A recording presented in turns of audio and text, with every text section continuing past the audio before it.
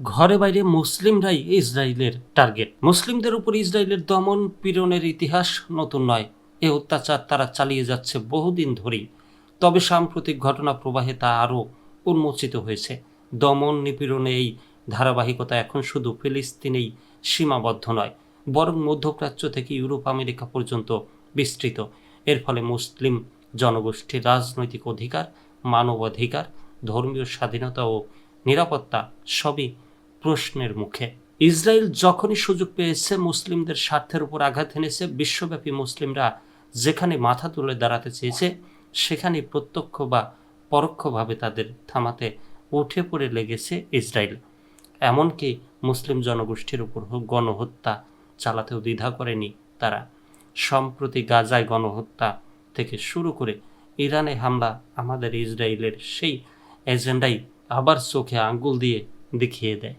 ইরানের Natanz, Isfahan ও আরাকের মতো পারমাণবিক স্থাপনাগুলোতে ইসরায়েলের ১৩ জুনের অপারেশনাল হামলা উত্তেজনাকে এক নতুন মাত্রায় নিয়ে গেছে।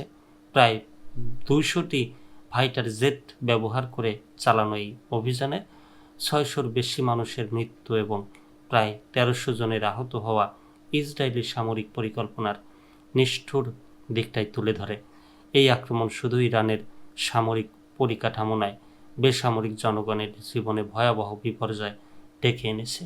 ইসরায়েল বলছে তারা ইরানের পরমাণু অস্ত্র কর্মসূচি থামাতে এসব অভিযান চালাচ্ছে, কিন্তু বাস্তবতা হলো ইউরেনিয়াম সমৃদ্ধকরণ কেন্দ্র লক্ষ্য করলেও প্রাথমিক আঘাতে এসে পড়ে হাসপাতাল, গবেষণাগার, এমনকি আবাসিক এলাকায়। এতে বোঝা যায় সামরিক অভিযানের আড়ালে রয়েছে মুসলিম প্রধান একটি রাষ্ট্রকে দুর্বল করে তোলার সুস্পষ্ট কৌশল। গাজা ও পশ্চিম তীরে চলমান ইসরায়েলি আগ্রাসন শুধু আরেকটি সীমান্ত দ্বন্দ্ব নয়, এটি একটি মানবিক সংকট। নির্বিচারে গ্রেনেড, ক্ষেপণাস্ত্র, বোমা বর্ষণের ফলে নিহত হচ্ছে নারী, শিশু ও বৃদ্ধরা। মসজিদ, হাসপাতাল, স্কুল সবই হামলার আওতায় পড়ে গেছে। আন্তর্জাতিক মানবাধিকার সংগঠনগুলো প্রতিনিয়ত সতর্ক করলেও বাস্তবে পরিবর্তন নেই, বরং ইসরায়েলের দমন নীতিকে বৈধতা দিতে পশ্চিমা দেশের নীরবতা এই হত্যাযজ্ঞকে আরও উৎসাহিত করছে।